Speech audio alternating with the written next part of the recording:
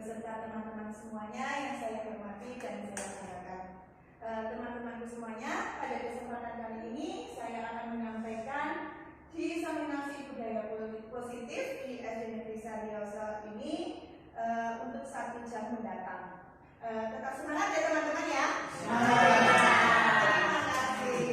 Sebelum itu mari teman-teman agar diseminasi ini berjalan dengan lancar, mari kita menundukkan kepala sejenak agar kegiatan hari ini lancar. Mari kita silakan.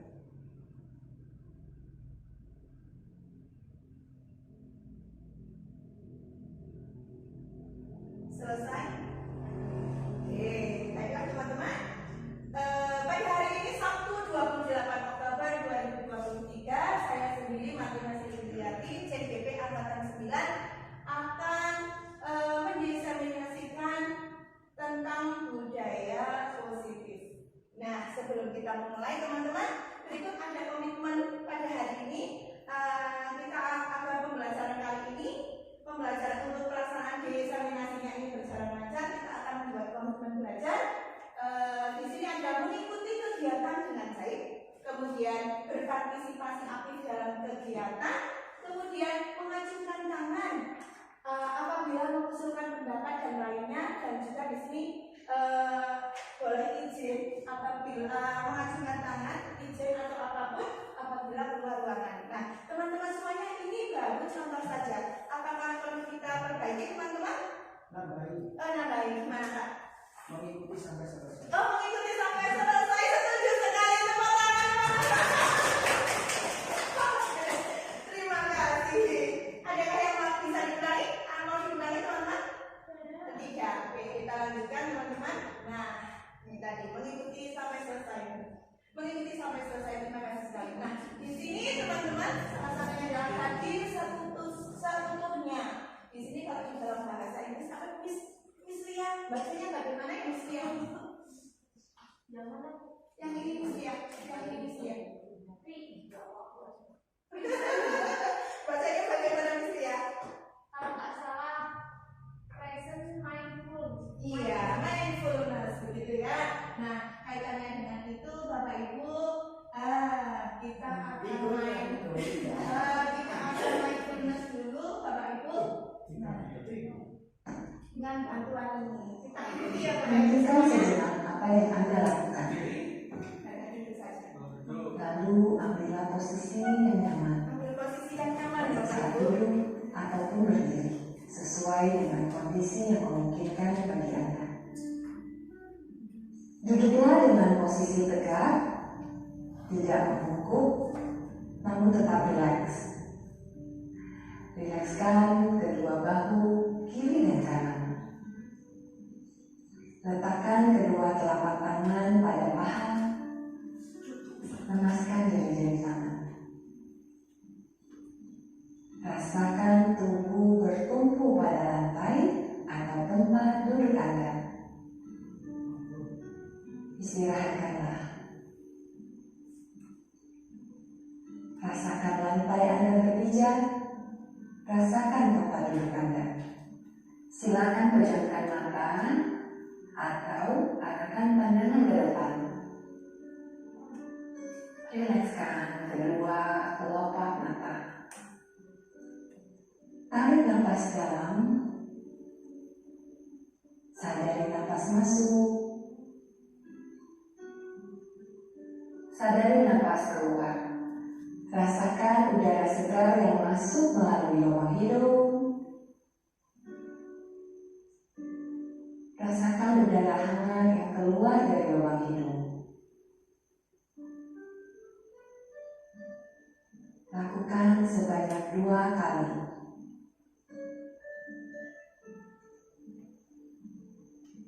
Napas masuk, napas keluar. Amati apa yang Anda rasakan pada tubuh Anda. Adakah bagian tubuh yang terasa kaku? Rilekskan tubuh, mulai dari otot-otot wajah, leher, punggung, bahu kiri, bahu kanan, lengan atas, pergelangan tangan, dan ke-10 jari tangan. Rilekskan otot perut, kedua belah paha, lutut, dan betis, hingga ke seluruh jari-jari kaki. Amati apa yang Anda rasakan saat perut mengembang sebelum membuang napas. Amati pula apa yang Anda rasakan saat otot perut mengempes.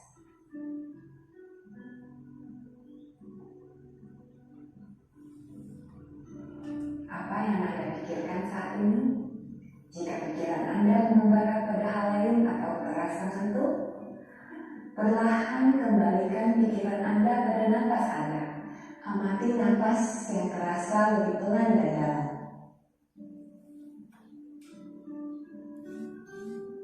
Amati tubuh yang terasa lebih rileks.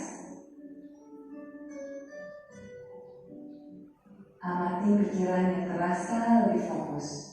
Amati pilihan-pilihan tindakan yang dirasa paling tepat untuk Anda lakukan saat ini. Latihan selesai. Silakan lanjutkan kembali aktivitas Anda. Oke, tepuk tangan Bapak Ibu. Apa yang Bapak Ibu rasakan? Tadi habis makan, tadi kan teman-teman itu ngantuk. Kalau ngantuk payah ini, ya. Kita lanjutkan teman-teman. Nah, ada pun materi yang akan kita bahas pada siang hari ini teman-teman, yaitu yang pertama penyampaian materi, kemudian yang kedua adalah praktek keyakinan kelas, yang ketiga praktek segitiga restitusi, dan yang keempat ini nanti ada kuis dan juga refleksi untuk kegiatan pada hari ini. Nah, mungkin tadi teman-teman agak sudah mulai ngantuk, biar tidak ngantuk, kita semua berdiri dulu teman-teman. Kita akan melakukan kita akan menggerakkan tubuh kita sekarang. Kalau tadi sekarang kita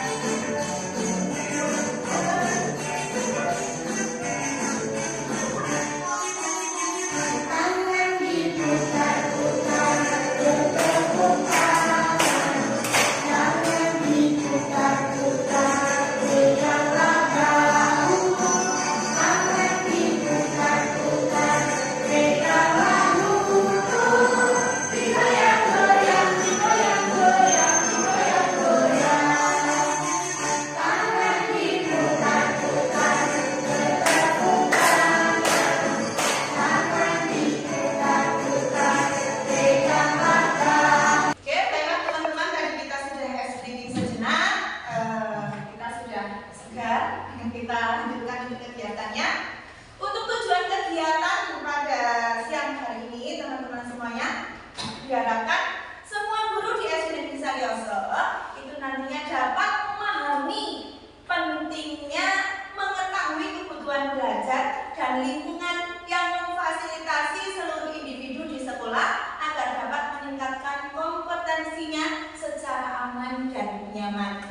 Kemudian mampu menggerakkan komunitas sekolah untuk bersama-sama mengembangkan dan mewujudkan visi sekolah yang berpihak pada murid dan berlandaskan nilai-nilai kebajikan universal. Oke, coba menurut teman-teman, setuju atau tidak setuju? Ya, sesuai dengan komitmen tadi. Ketika kita akan mengajukan pendapat, kita bisa mengangkat tangan terlebih dahulu. Gitu ya teman-teman? Oke, nomor 1, hukuman dapat mendisiplinkan murid. Tidak setuju. Oke, tidak setuju. Berikutnya, pemberian hukuman dan hal positif seperti membaca atau membersihkan halaman sekolah itu dapat meningkatkan disiplin anak. Oh, tidak setuju. Oke, yang ketiga, memberi penghargaan itu dapat meningkatkan motivasi belajar anak. Setuju. Oke, setuju atau tidak setuju? Coba kalau setelah kita mempelajari materi ini, apakah teman-teman juga akan menjawab hal yang sama seperti yang baru saja teman-teman jawab? Nah, teman-teman, guru yang terbaik itu katanya guru yang percaya bahwa dia memahami potensi siswa dan guru-guru lain untuk bisa dikembangkan. Nah, di sini juga menurut Albert Einstein, setiap anak jenius. Tapi jika Anda menilai ikan dari kemampuannya melihat pohon, seumur hidup dia akan menganggap dirinya bodoh. Ini refleksi awal teman-teman. Ini materinya, materi yang akan saya sampaikan adalah disiplin positif, kemudian nanti teori motivasi, kemudian yang ketiga keyakinan kelas, yang keempat kebutuhan dasar manusia, yang kelima restitusi, ini hubungannya dengan 5 posisi kontrol, dan juga restitusi segitiga. Restitusi di sini yaitu berupa segitiga restitusi, di mana ini nanti berhubungan dengan bagaimana sih kita menangani anak ketika anak-anak melakukan pelanggaran. Oke, kita lanjutkan. Di sini disiplin positif materi yang pertama. Nah, sebelum ke disiplin positif, teman-teman semuanya di sini di dalam disiplin positif ada perubahan paradigma. Nah, di sini ada suatu kegiatan teman-teman. Nah, di sini kegiatannya adalah kegiatan kepalan tangan. Wah, coba ya tulis lagi. Sobekkan secari kertas kecil, tuliskan benda atau sesuatu yang sangat berharga untuk Anda. Letakkan di salah satu tangan Anda dan genggam benda atau sesuatu tersebut dengan segala daya, dengan kuat teman-teman. Kemudian buatlah sebuah kepalan di sini. Teman Anda yang beda teman satunya, nah ini akan bergabungan ya teman-teman, akan mencoba dengan sekuat tenaga dengan berbagai cara untuk meminta Anda memberikan benda tersebut. Nah, teman-teman bisa membujuk, bisa mengancam, bisa menghardik, bisa merayu, kemudian menyuap, apa saja agar dapat membuka kepalan tangan Anda. Oke, jadi benar-benar dibayangkan teman-teman bahwa yang teman-teman yang genggam itu adalah benar-benar yang berharga. Jikalau diminta oleh teman Anda, itu boleh atau tidak? Oke, silakan. Sudah ditulis teman-teman? Sudah. Coba silakan disampaikan. Pak Mantan, mungkin bisa dengan ya, dengan bagaimana cara Anda meraih? Saya juga penasaran ada apa satu lagi nggak? Saya mau video yang meraih. Ayo, satu lagi.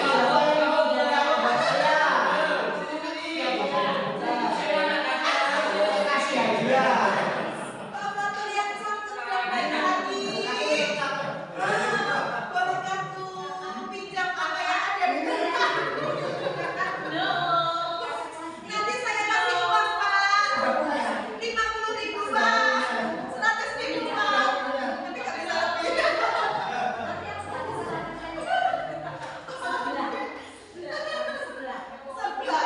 Sebelah campur. Oke, baiklah teman-teman, terima kasih sekali. Nah, apakah teman-teman tadi beraginya berhasil? Tidak. Wah, ternyata teman-teman punya apa namanya? keyakinan. Punya sesuatu yang betul-betul memang harus diperjuangkan. Nah, hubungannya dengan itu teman-teman. Nah, ternyata kita itu tidak bisa mengontrol teman kita, tetapi yang bisa mengontrol teman adalah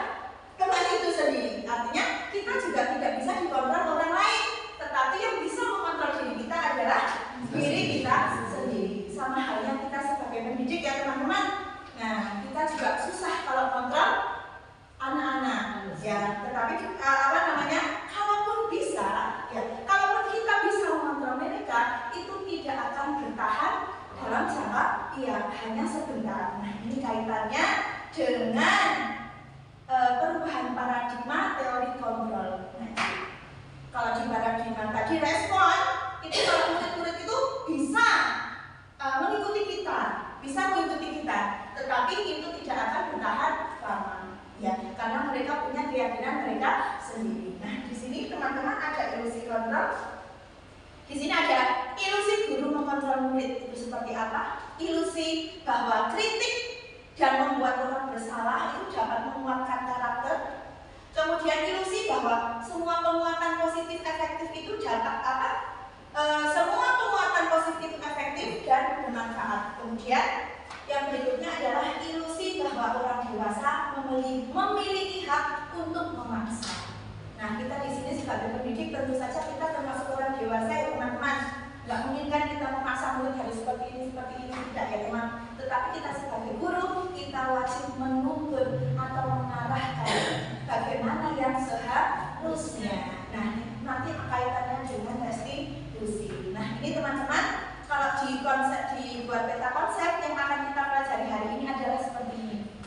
Ya, di sini ada makna disiplin, kemudian di sini ada teori motivasi, ada posisi kontrol, kemudian di sini ada kebutuhan dan juga ada segitiga restitusi.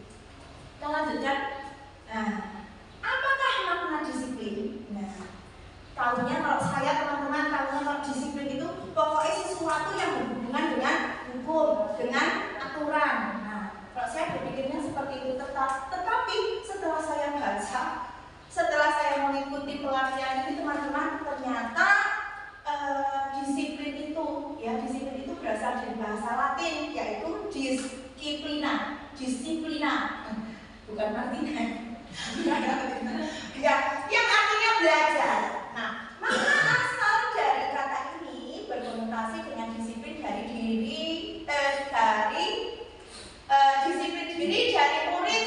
Ya, di sini ada Socrates dan juga ada Plato. Disiplin diri membuat orang menggali potensinya menuju sebuah tujuan. Apa yang dia hargai. Namun dalam budaya kita di sini, ya, makna kata disiplin ini telah berubah, yaitu menjadi sesuatu yang dilakukan seseorang pada orang lain untuk mendapatkan kepatuhan. Nah, ini buat aku. Nah, kecenderungan umum adalah menghubungkan kata disiplin dengan ketidaknyamanan, bukan dengan apa yang kita hargai atau pencapaian suatu tujuan mulia. Kita lanjutkan. Nah, ini teman-teman semuanya kaitannya dengan disiplin tadi itu kita masuk dalam nilai-nilai kebijakan universal. Nilai kebajikan itu apa sih? Ini teman-teman, sifat-sifat positif manusia yang merupakan tujuan mulia yang ingin dicapai setiap individu. Nilai-nilai itu apa saja? Perbuatan ini memiliki suatu tujuan. Kemudian ini mengaitkan dengan nilai kebajikan. Nilai kebajikan yang ingin dicapai oleh setiap anak Indonesia. Nah, sekarang ini profil pelajar Pancasila. Di sini ada beriman, bertakwa kepada Tuhan Yang Maha Esa dan berakhlak mulia. Ada juga mandiri, bernalar kritis, berkebinekaan global dan juga gotong royong, serta yang terakhir adalah kreatif. Kita sebagai pendidik di sini mengharapkan kalau anak-anak kita, anak didik kita memiliki karakter sesuai dengan profil belajar Pancasila. Materi yang kedua teman-teman yaitu teori motivasi hukuman dan penghargaan serta restitusi. Nah, di sini teman-teman, untuk teori motivasi perilaku manusia itu dipengaruhi oleh dua faktor,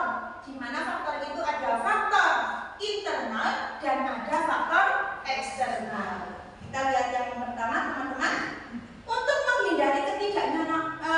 menghindari ketidaknyamanan atau hukuman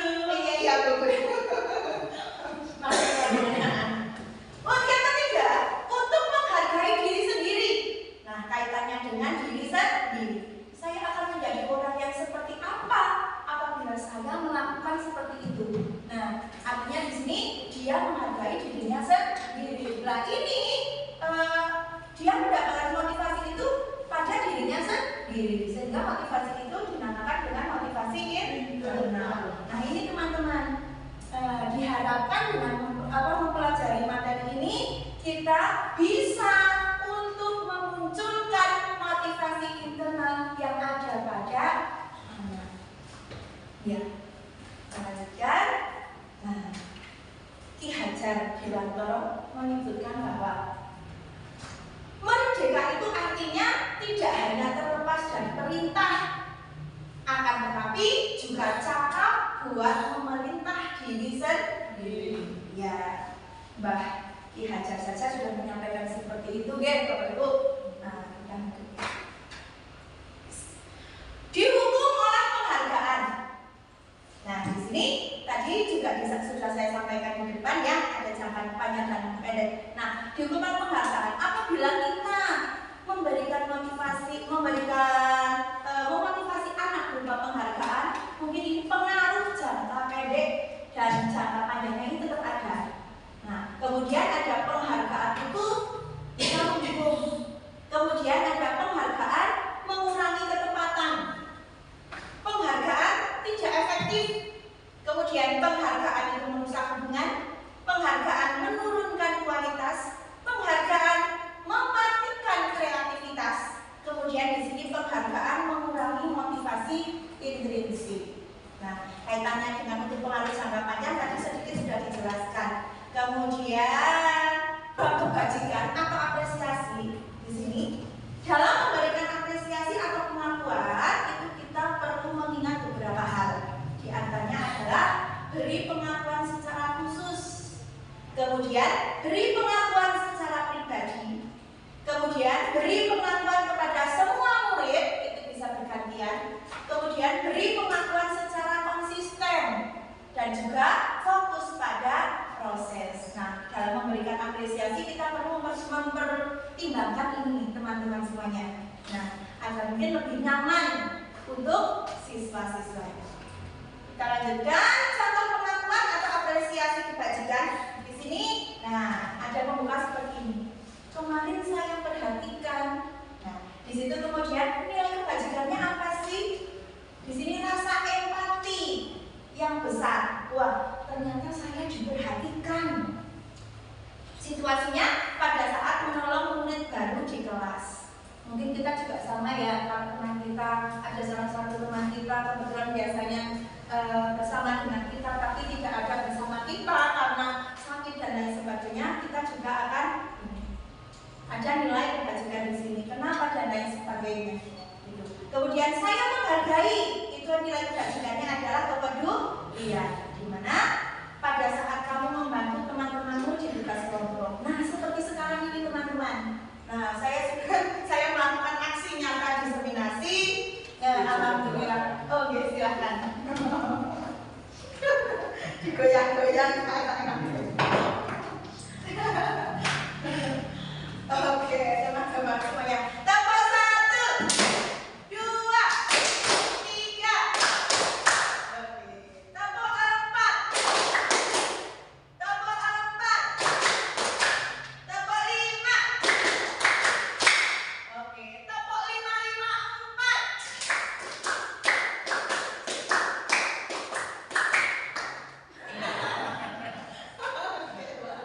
Ya, biar tidak ngantuk. Mungkin karena suara saya terlalu merdu ya teman-teman.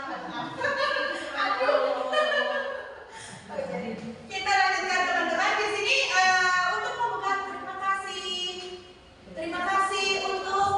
Nah, di sini nilai kebajikannya adalah rasa tanggung jawab. Terima kasih. Rasa tanggung jawab. Nah, dalam situasi apa? Pada saat kamu memungut kertas-kertas yang berserakan, tidak hanya sebagai contoh, gitu ya. Kita kan sering ya, teman-teman semuanya kita juga sudah menyampaikan ke anak-anak agar anak-anak tidak menjadi satu teman dengan teman yang lain. Kita juga sudah menggunakan kata ajaib gitu Oke Pak Fatut, salah satunya adalah permisi, minta tolong, apalagi teman-teman? Terima kasih, apalagi teman-teman? Maaf juga. Nah, ini kita sudah masuk ke situ. Kita lanjutkan teman-teman semuanya. Nah, coba teman-teman kaitannya dengan tadi materi yang disampaikan, menurut teman-teman ini untuk kedepannya juga.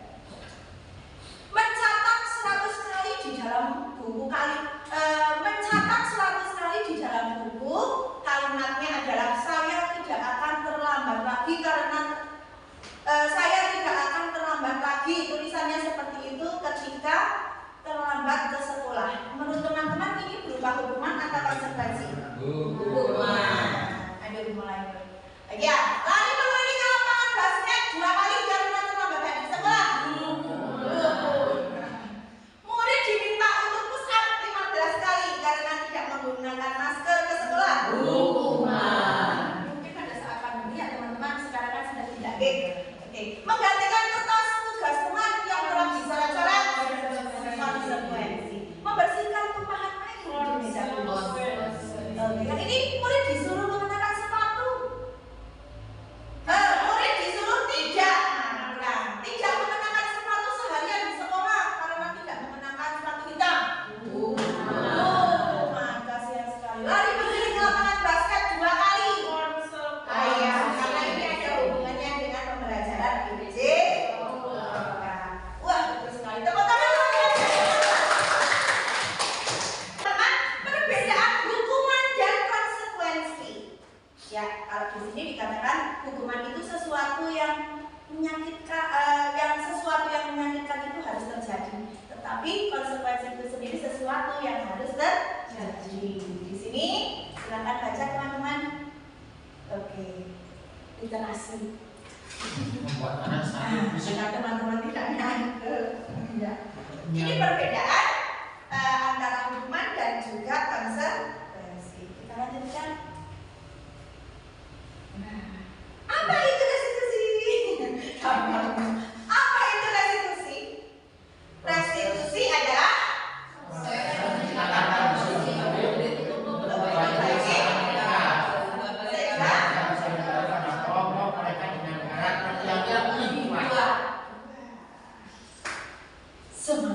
senang saya. Restitusi juga merupakan proses kolaboratif yang mengajarkan murid untuk mencari solusi untuk masalah mereka dan membantu murid berpikir tentang orang seperti apa yang mereka ingin menjadikan, ya, atau tujuan mulia, dan bagaimana mereka harus memperlakukan orang lain. Nah, ini yang nanti akan kita praktekkan teman-teman. Nah, kita lanjutkan. Di sini ada identitas gagal. Dan identitas gagal yaitu berupa hukuman, kemudian ada konsekuensi, dan di sini ada restitusi. Nah, ini tadi sesuatu yang menyakitkan harus terjadi. Sesuatu yang harus terjadi. Restitusi ini merupakan pilihan. Oke, mungkin salah satu contohnya seperti ini teman-teman. Karena sedang mengerjakan tugas, kebetulan satu anak itu tidak fokus sehingga dia tidak bisa mengerjakan, dan dia bisa pinjam punya temannya, tapi temannya tidak boleh karena temannya itu merasa kalau dia itu sudah bersusah payah untuk belajar. Jangan, tetap sampai akhirnya itu bukunya sampai sobek, dan akhirnya si anak yang bukunya sobek ini yang dipinjam tidak boleh, dia marah-marah sama temannya. Nah, dan temannya itu karena sudah sobek berhentilah di situ karena teman-temannya melaporkan kepada bapak ibu guru. Nah, kita sebagai guru tidak mungkin kan langsung kamu salah-salah dan lain sebagainya, tetapi kita nanti akan mengikuti yang namanya restitusi. Kenapa sih kok bisa sampai seperti itu dan lain sebagainya. Nah, kita memahamkan di situ. Kalau misalkan kalau tidak boleh, kemudian setelah disobek kemudian dia marah-marah sampai beberapa dan lain sebagainya, kita bisa mengarahkan, apakah seperti itu baik atau bagaimana dan lain sebagainya. Oke, agar masalah itu selesai di situ. Jadi kita merupakan restitusi itu pilihan. Kemudian kita tanya harusnya bagaimana, biar bisa mengerjakan bagaimana. dianya juga sama agar tidak kalau temannya seperti itu harusnya dia bagaimana. Nah, kita mengarahkan ke situ dan anak itu bisa mencari bisa menyelesaikan masalah mereka sendiri. Nah, ini tujuan untuk kita lanjutkan. Ciri-ciri restitusi. Di sini ciri-ciri restitusi yang pertama, bukan untuk menebus kesalahan, namun untuk belajar dari kesalahan. Ya. Yang kedua, memperbaiki hubungan. Nah, biasanya kalau anak-anak sekolah berbengkak, kadang-kadang agak bagaimana? Kalau masing-masing belum kita damaikan. Nah, ini ya. Untuk memperbaiki hubungan. Kemudian tawaran, bukan paksakan. Kita nggak masalah, harusnya enggak, tetapi ditawarkan. Nah, kamu maunya seperti apa kepada kedua belah pihak, ya. Kemudian yang keempat, restitusi menuntut untuk melihat ke dalam diri. Wah, kita jadi tahu dia seperti apa sih. Nah, kemudian yang kelima, restitusi mencari kebutuhan dasar yang mendasari tindakan. Yang keenam, restitusi diri adalah cara yang paling baik. Kemudian yang ketujuh, restitusi fokus pada karakter, bukan tindakan. Dan yang kedelapan, restitusi fokus pada solusi. Dan yang kesembilan, restitusi ini mengembalikan murid yang berbuat salah pada kelompoknya kembali lagi dan bisa bermain bersama lagi. Namanya juga anak-anak ya teman-teman. Nah, di kelas 6 pun sama. Oke, materi berikutnya keyakinan kelas. Oke, mengapa sih tidak peraturan saja? Mengapa sih kok harus keyakinan kelas? Nah, teman-teman, kita tahu kalau sekolah kita punya aturan ya teman-teman. Nah, aturan itu dibuat memang bersama-sama dengan kepala sekolah, komite, dan juga kita semua. Tetapi untuk peraturan itu dibuat untuk anak, tetapi anak-anak itu tidak tahu. Gitu ya teman-teman. Tetapi anak-anak mematuhi peraturan tersebut. Nah, kaitannya dengan peraturan dan keyakinan kalian anak-anak. Mengapa tidak peraturan saja? Mengapa harus keyakinan? Nah, di sini. Mengapa kita memiliki peraturan yang harus menggunakan helm bila mengendarai kendaraan roda 2? Mengapa kita memiliki peraturan harus menggunakan helm bila mengendarai kendaraan roda 2? Menurut teman-teman, kenapa? Kenapa kita harus menggunakan helm kalau kita mengendarai roda 2? Untuk menjaga keamanan terutama malam. Betul. Jelas untuk keamanan dan juga keselamatan. Nah, kalau kita berkendara di jalan umum, nah, kesenggol dan lain sebagainya, nah kita jadi tidak aman begitu ya teman-teman. Kemudian, mengapa kita memiliki peraturan 3M? Menggunakan masker, mencuci tangan, dan menjaga jarak 1,5 meter. Ini ketika pandemi. Kenapa kita harus mematuhi 3M ini teman-teman? Aman. Iya, agar kita aman, agar kita tetap sehat juga. Ya. Mengapa kita memiliki peraturan harus datang tepat waktu pada saat mengikuti pelatihan? Mengapa teman-teman? Nah, tidak ketinggalan. Tidak ketinggalan. Nah, untuk mendukung motivasi intrinsik, kembali ke nilai-nilai atau keyakinan-keyakinan yang lebih menggerakkan seseorang dibandingkan mengikuti serangkaian peraturan. Nah, kita lanjutkan. Nah, ini teman-teman, yang mana sih menurut teman-teman? Ini yang hijau, poster hijau. Kemudian ini poster putih. Menurut teman-teman, yang mana yang merupakan keyakinan kelas dan mengapa? Dan mengapa? Yang mana teman-teman? Ya, Bapak Guru. Yang mana? Silakan dicermati dulu teman-teman. Yang mana yang merupakan peraturan dan yang mana yang merupakan keyakinan? Oke, yang mana Pak Untung? Saya sebelah kanan. Oke, sebelah kanan. Jangan Pak Putih Pak. Pokoknya sebelah kanan itu putih-putih semua. Oh, putih-putih semua ya. Ya. Yang tengah aja ya. Di antara dua pilihan.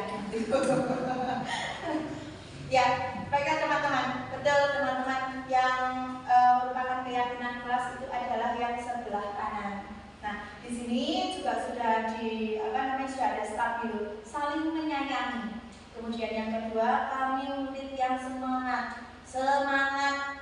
Nah, kami murid yang peduli dengan teman-teman, peduli.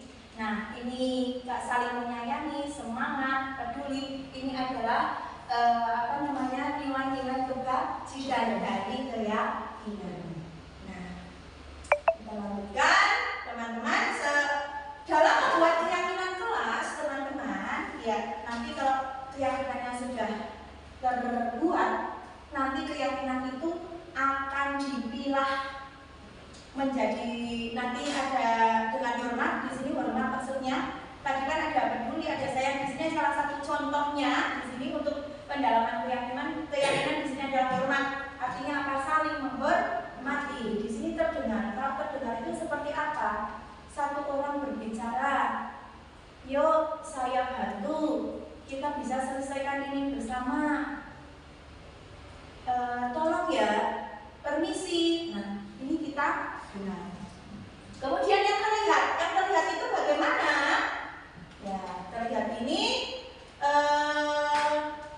senantiasa berbuat baik, kemudian berbagi. Ini terlihat berbuat baik karena kita melihat anak itu melakukan sesuatu. Kemudian berbagi, kita juga bisa lihat. Kemudian memegang barang milik orang lain hanya dengan izinnya. Itu kita juga bisa melihat. Kemudian berperilaku. Kita mengelompokkan berperilaku di sini. Tersenyum ramah. Nah, kita bisa melihat senyum teman-teman di sini. Dua. Itu berperilaku senyum. Kemudian memberikan salam hormat. Kemudian di sini memberikan ruang bekerja. Kemudian di sini postur tubuh yang Ideal. yang ideal. Di sini postur tubuh yang senang. Ketika senang, seperti apa sih kita? Saya senang, kan sepertinya tidak senang gitu ya. Itu berperilaku. Kemudian di sini bisa tampak seperti dan tidak tampak seperti. Di sini ada datang tepat waktu. Tidak tampak, ini tampak seperti. Kemudian di sini tidak tampak seperti, sering hadir terlambat. Kemudian di sini menyapa teman dan guru setiap hari. Wah, tampak seperti ini, hormat maksudnya, positif. Kalau di sini tak acuh kepada teman dan guru. Nah, tidak tampak seperti keyakinan kelas maksudnya di sini. Oke, kemudian di sini mengembalikan barang teman yang telah dipinjam dan mengucapkan terima kasih. Nah, itu keyakinan kelas. Kemudian yang tidak tampak ini tidak mengembalikan, sudah pinjam tidak dikembalikan, ya kasihan sekali. Kemudian di bekerja di sini contohnya tekun bekerja dan menyimak guru. Nah, itu mengikuti keyakinan. Yang tidak tampak tidak mendengarkan guru dan acuh tak acuh. Kemudian menyerahkan tugas tepat waktu. Kemudian yang tidak tampak seperti di sini tugas tidak diberikan. Nah, ini sering terjadi di kelas kita ya teman-teman semuanya. Nah, kita nanti menghubungkan ini dengan keyakinan yang kita buat. Nah, bagaimana sih caranya melakukan atau membuat keyakinan kelas? Nah, teman-teman, kita bisa membuat kelas itu menjadi beberapa kelompok. Nanti masing-masing kelompok itu akan diberikan dengan satu lembar kertas ataukah bisa dengan post-it. Kemudian kita berikan kepada mereka, kemudian kita ajak berdiskusi kaitannya dengan peraturan yang ada di sekolah. Teman-teman atau anak-anak, bagaimana sih peraturan apa yang ada di sekolah? Coba tuliskan di sini.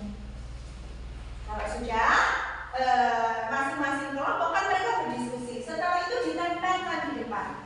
Ketika ditempelkan di depan, nah kembali guru menyampaikan. Nah, itu kalau ada di yang peraturan yang ada di sekolah. Nah, anak-anak pengen seperti apa sih kelas ini?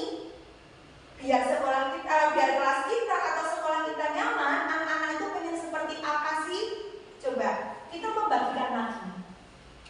Nah, kemudian kita bandingkan antara yang pertama dan yang kedua. Tentunya karena ini berkaitan dengan siswa, maka yang akan kita gunakan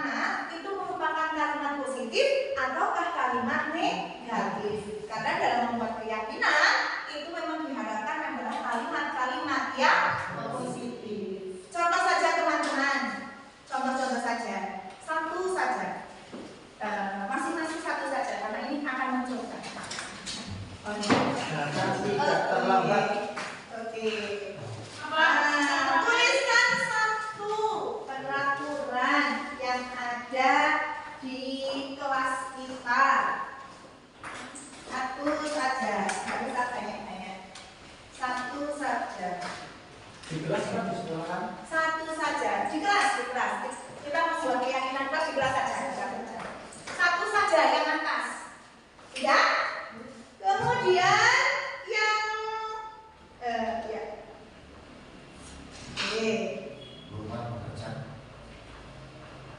Ya, tuliskan satu saja keyakinan atau peraturan yang ada di kelas yang sekarang. Peraturan. Kita ke peraturan. Ini tapi keyakinan yang atas. Halo? Yang atas peraturan, yang bawah keyakinan. Dua. Maaf. Tuliskan yang atas adalah peraturan yang ada di sekolah kita. Kemudian yang bawah keyakinan yang ada di kelas kita. Ini buat kamu. Untuk kalian nggak apa? Anda itu sekolah nggak bawa pensil sama dengan saya.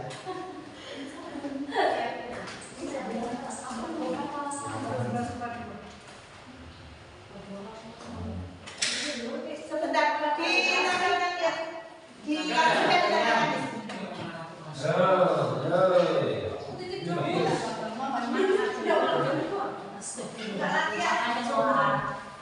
Jawab bisa nih. Ya. Bawa pensil kan? Tapi nggak ngerti itu isinya apa. Itu. Ya. Kok ini enggak masih nyambung.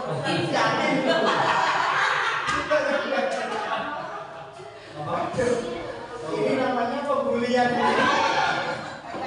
Oke, ayo teman-teman, ini ya. Saya bacakan ada peraturan ya. Peraturan yang ada di kelas masing-masing. Di sini yang pertama peraturannya tidak boleh tidak boleh mencontek saat ulangan.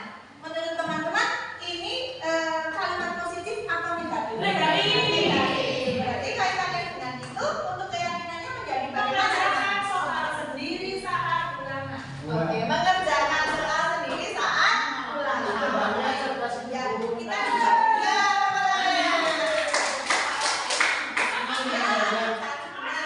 artinya ya dari keyakinan yang ditulis itu kebijakan nilai-nilai yang diambil dari keyakinan kelas itu berupa apa? Mengerjakan sendiri ketika ulangan.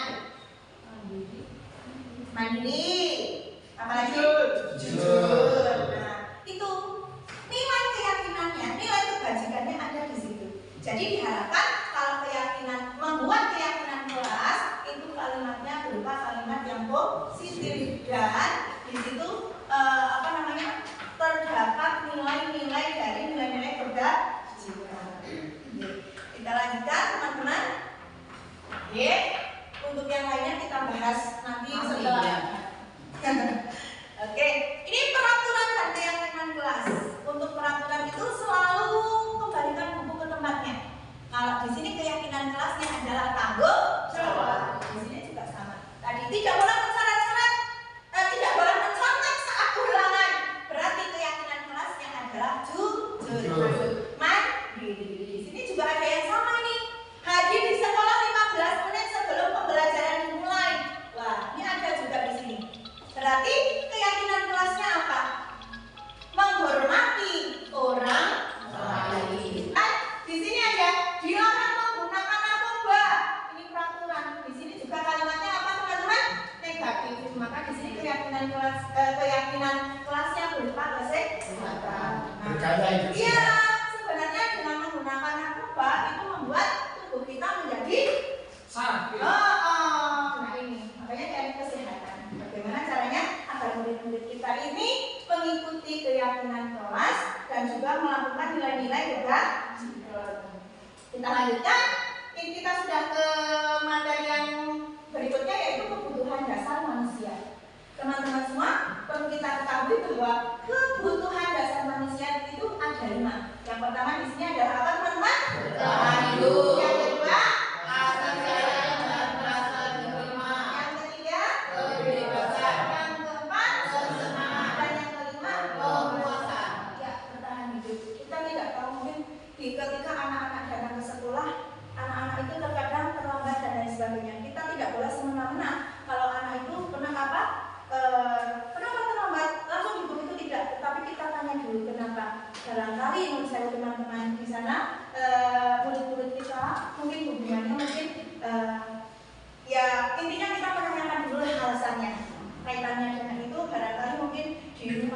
ada apa namanya, ada masalah, ataukah dia juga pengen mau sekolah bajunya ketrinsut dan lain sebagainya. Nah, kita harus tahu dulu alasan dari anak. Kemudian kasih sayang dan rasa diterima.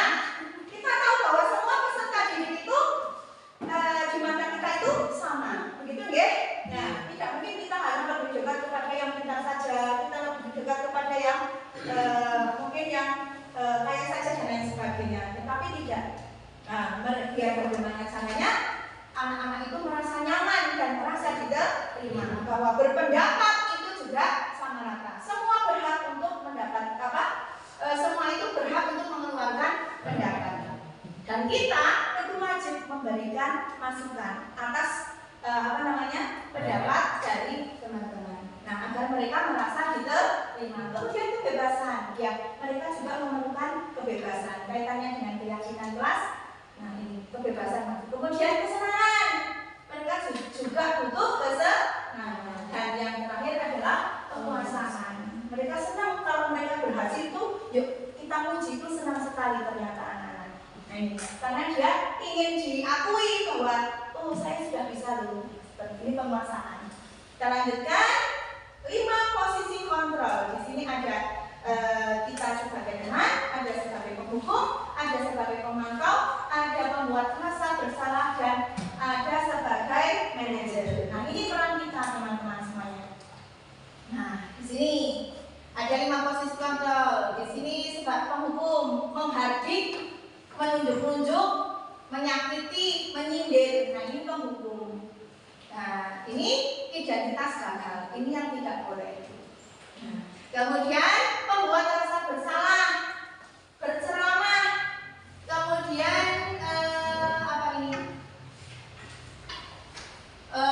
berceramah dan mengatakan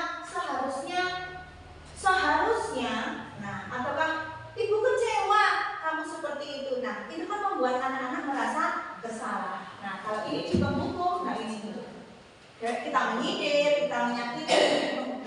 Kemudian menghargai imbalan atau ketergantungan pada orang lain. Di sini posisi kontrol sebagai teman, membuatkan alasan-alasan untuk muridnya. Kamu tadi kenapa sih kok bisa seperti itu? Coba cerita sama guru atau kita. Nah, ini posisi kontrol sebagai teman. Kemudian kalau pemantau ini menghitung dan mengukur. Nah, memantau ini kita melihat anak-anak seperti apa sih? Kita melihat. Nah, kita punya data, kita punya catatan-catatan kecil di pemantau ini. Nah, kemudian identitas berhasil atau dikatakan sukses di sini adalah posisi kontrol sebagai manajer. Nah, ini mengajukan pertanyaan-pertanyaan. Nah, seperti tadi contoh, kenapa sih? Nah, bisa diceritakan harusnya bagaimana dan lain sebagainya. Kita mengatakan. Itu ya teman-teman. Nah, ini pertanyaan-pertanyaannya dan siapa yang mengatakan saya kecewa sekali dengan kamu. Nah, hal-hal seperti itu yuk membuat orang itu merasa bersalah. Kamu tidak pernah benar melakukannya. Wah, langsung ini di sini sebagai penghukum. Ayolah, lakukan demi bapak dan ibu ya. Nah, ini sebagai teman. Apakah kamu mau mendapatkan stiker bintang hari ini? Nah, itu memantau karena kita melihat. Kemudian bagaimana kamu bisa menyelesaikan masalah ini? Nah, ini ada di posisi manajer. Kamu selalu yang paling terakhir. Nah, itu berarti posisi kita adalah menghukum anak-anak. Nah, ternyata teman-teman semua, oke, sedikit restitusi satu saja. Di sini ada sebagai teman-teman semuanya sebagai observer. Kemudian salah satu menjadi murid dan satu menjadi guru. Minta tolong kepada Pak Sep dan Pak Fat, nggih? Siap. Nah, teman-teman semua menjadi observer. Nah, kasusnya adalah ada anak yang terlambat. Anak yang terlambat karena bangun kesiangan. Begitu, nggih? Pak Fat sebagai muridnya nih, Pak Fat. Oke, Pak Sep. Pak Fat sebagai bapak gurunya. Oke, mungkin bisa di sini Pak Sep dan Pak Fat. Halo, ya pakai meja.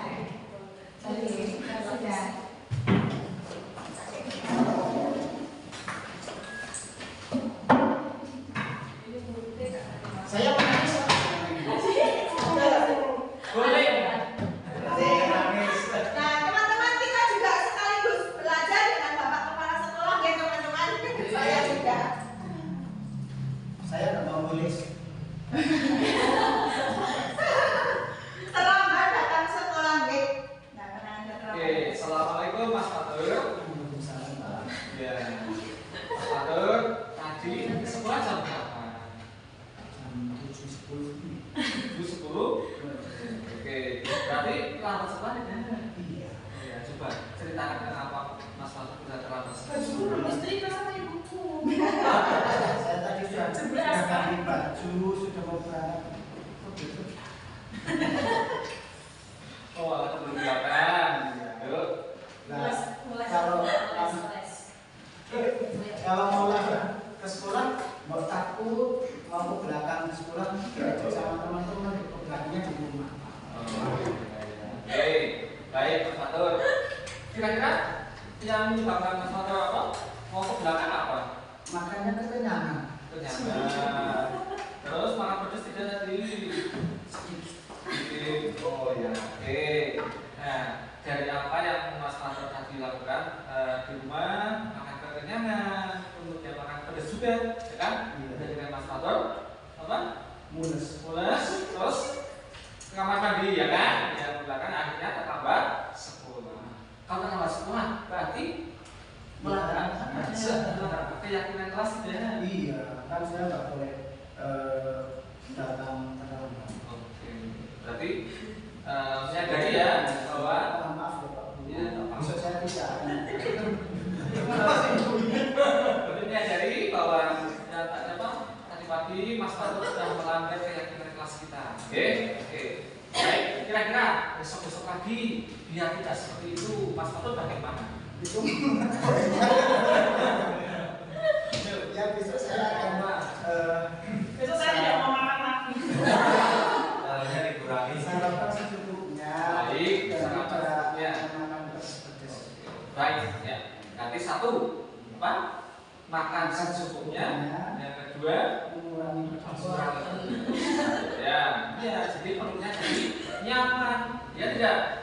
Kalau perutnya nyaman, bisa ke sekolah lebih Kemarin ingat Pak Guru agama Pak Fatur itu menyampaikan di sini perut 3 bagian. Udara, air, makanan. Saya malah di sini makanan semua. Nah, itu ya, berarti kamu sangat memperhatikan, ya kan? Kalau yang sampaikan kalau berapa kamu bagus, ya, bagus sekali Mas Fatur, ya, baik. Nah, kamu tinggal menerapkannya, ya. Dengan pengalaman tadi pagi itu memberikan pelajaran yang baik buat Mas Fatur ke depannya. Bagus tuh. Sekali lagi, tidak terlambat lagi ya Mas Fatur ya. Oke, terima kasih Mas Fatur. Ya, oke, sama dulu.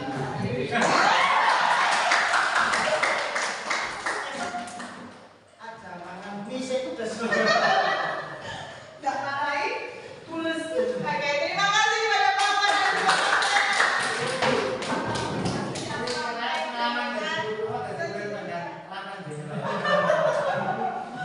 Terima kasih Wah, untuk pengalaman saya ketika menghadapi anak-anak yang mungkin nantinya akan ada yang terlambat. Semoga saja sih tidak. Nah, teman-teman betul. Teman-teman yang lain tadi, apakah tadi di sini ada segitiga restitusi, di mana segitiga restitusi yang pertama adalah menstabilkan identitas, kemudian ada validasi kebutuhan, dan yang ketiga adalah menanyakan keyakinan. Nah, di sini tadi antara Pak Sep dan juga Pak Fatur, apakah semuanya sudah dilakukan, Bapak Ibu? Ya. Sudah, ada menstabilkan identitas juga ya, menanyakan Pak Fatur terlambat, ya terlambat itu tidak apa tadi juga sudah disampaikan Pak Sep. Kemudian validasi kebutuhan adalah cara yang lebih efektif untuk mendapatkan apa yang kamu butuhkan. Nah, di sini validasi kebutuhan tadi Pak Fatur juga Pak Sep sebagai guru juga sudah menanyakan alasan-alasan kenapa Pak Fatur bisa sampai terlambat gitu. Kemudian yang di terakhirnya itu juga tadi sebagai guru sudah menanyakan tentang keyakinan yang ada. Nah, kemudian menurut Pak Fatur itu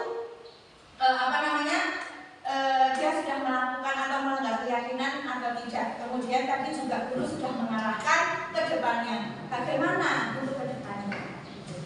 Kita lanjutkan di sini. Berbuat salah itu hal yang manusiawi. Nah, sudah dipraktekkan ya. Ini menstabilkan identitas. Tidak ada manusia yang sempurna. Oke, tidak apa-apa anak-anak terlambat itu tidak apa-apa. Tapi selanjutnya kita mencari alasannya. Kemudian validasi kebutuhan. Validasi kebutuhan ini membantu murid mengenali basic atau kebutuhan dasar yang ingin dipenuhinya. Apa yang penting bagi kamu? Kamu bisa saja kan melakukan hal yang lebih buruk, tapi kamu tidak melakukannya. Ini contoh lain ada tadi membentak, tetapi untungnya dia tidak sampai bermain tangan dan lain sebagainya. Kalau di sini tadi, apakah kamu bisa melakukan dengan lebih baik lagi besok? Nah, ini yang tadi dipraktekkan. Kemudian menanyakan keyakinan kelas. Anak melihat kesalahannya dihubungkan dengan norma sosial atau nilai-nilai yang mendasari manusia berinteraksi dengan orang lain. Di sini guru berkata seperti ini. Apa nilai yang kita percaya di kelas sekolah kita? Kata Riza, kita tahu keyakinan yang ada di kelas kita apa? Apa yang kamu melanggar? Nah, itu kemudian kamu ingin menjadi seperti apa? Kedepannya kamu akan bagaimana? Nah, di sini. Kita lanjutkan. Ini intervensi saya lanjutkan. Nah, teman-teman semuanya kita akan bermain ini dulu sebentar ya teman-teman. Ternyata tadi nilainya bagus-bagus sekali. Berarti teman-teman semua sudah memahami materi ini. Nah,